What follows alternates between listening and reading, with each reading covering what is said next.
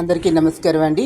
ఈరోజు మన astrology lessons for బిగినర్స్లో గురుని యొక్క దృష్టి, ఫలితాలు, పరిహారాలు గురించి మనం మాట్లాడుకుందాం.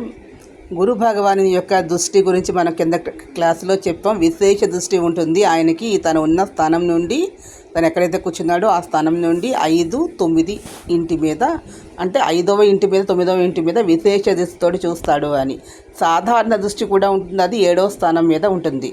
ఇక్కడ మ్యాథమెటికల్ క్యాలిక్యులేషన్స్ పర్సంటేజ్ ప్రకారం చెప్తే మన దగ్గరికి సపోజ్ ఎవరైనా ఒకళ్ళు వచ్చి మనని అతని జాతకంలో గురుని యొక్క బలం ఎంత అని అడగచ్చు. లేదు అంటే ఒక వ్యక్తికి వృత్తి ఉద్యోగ వ్యాపారాల్లో కానీ ఇతరత్ర అతనికి పుత్ర సంతానం విషయంలో, అదృష్టంలో, విద్య జ్ఞానం సంబంధించిన విషయాలు మనం పరిశీలన చేసినప్పుడు ధన సంపాదన విషయాల్లో అతని గురుబలం ఎంతగా ఉంది అని మనం పరిశీలన ఏ విధంగా చేయాలి అంటే ఆ గురుని యొక్క స్థితిని బట్టి, ఈ దృష్టిని బట్టి మనం క్యాలిక్యులేట్ చేస్తాం.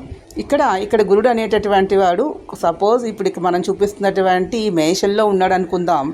మేషం నుంచి ఆయన పంచమాన్ని, అది 9వ స్థానాన్ని కూడా చూస్తారు. సామాన్యమైనటువంటి దృష్టిని చూసేది ఆయన 2వ స్థానాన్ని చూస్తారు, అంటే సింహము. అంటే ఆయన యొక్క దృష్టి దోషం ఎలా ఉంది, ఎక్కడెక్కడ చూస్తున్నారు అంటే 4వ స్థానాన్ని చూస్తున్నారు, సామాన్య దృష్టితో చూస్తున్నారు. అంటే సామాన్య దృష్టి అంటే అక్కడ అది ఎడ్యుకేషన్కి సంబంధించినది అయి ఉండవచ్చు అని మనం ఇక్కడ చెప్పవచ్చు. అంటే అతనికి మేషం తీసుకుంటే మేషం నుంచి పంచమం ఏదవుతుంది, సింహం అవుతుంది.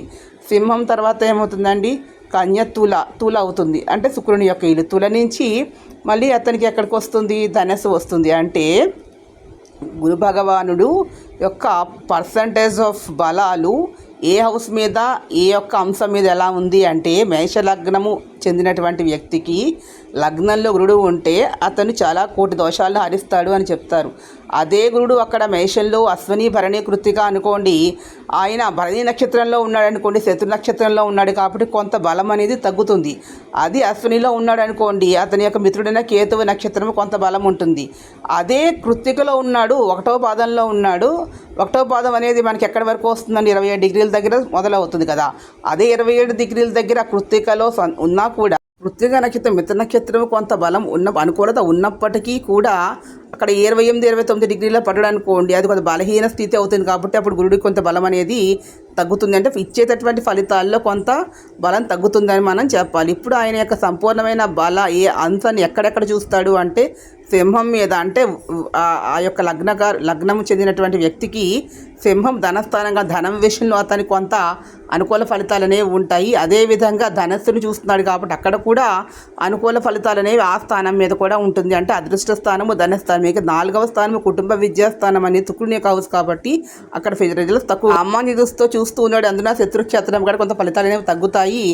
ఆయన ఉన్నటువంటి భరణి నక్షత్రంలో ఉండి చూస్తున్నాడు అన్నప్పుడు ఒక ఫలితాలు ఉంటాయి, అశ్వినిలో ఉన్నప్పుడు ఒకటి, కృత్తికలో ఉన్నప్పుడు ఒకటి, అలా ఉంటాయి విశదీకతో. మీరు పూర్తిగా ఇంట్రెస్ట్ చూపిస్తున్నట్లయితే ఒక 15 నిమిషాలు వీడియో చెప్తాను. Thank you to all.